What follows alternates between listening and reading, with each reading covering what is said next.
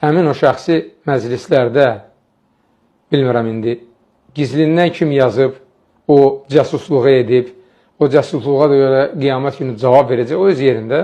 Kim bunu edibsə, edib, özü cavab verəcək. Zahirən gördün ki, adam şirk edir, və salam. Müşrik işdir. Bilirsiniz, qardaşlar, o oynayır o. Yəni, ümumiyyətlə, o 12-lər, danışanda ən azı biri 30-40 başlı danışır. Ən azı. Ən azı. Ne üçün? Özünüz fikirləşin də. Bu bir yandan deyir ki, hamısı müsəlman deyir, məhzəblər hamısını müsəlman sayır.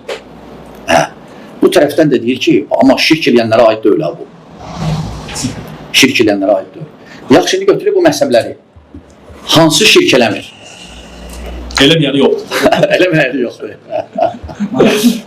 O bilirsiniz, o belə kütləyə özünü elə təqdim edir ki, desinlər ki, nə yaxşı oğlandır.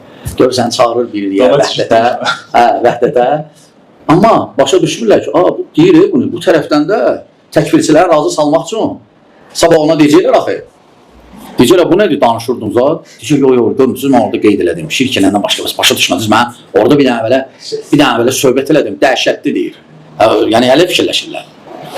Ona görə onlar elbək ki, razı salmaq üçün bu tərəfdədir ki, şirk eləndən başqa. Yəni, ziddiyyatdır. Yəni, elə bir məzhəb yoxdur ki, bu saat götür, bu məzhəblərin şirk eləməsin. Məzhəblər fiqdədir, lakin etiqadda başqadılar, təriqətdə başqadılar, sufidirlər, sufi kimi, mənhəcdə başqadılar. Yəni, o sadəcə kütləyə belə gözəl sözlərlə təqdim eləmək istəyir. İndi başa düşənlər, amma çoxsu təəssüf ki, başa düşmür də. Əksinə, görürsən ki, əla, dəhşət çıxış və s. Neyse.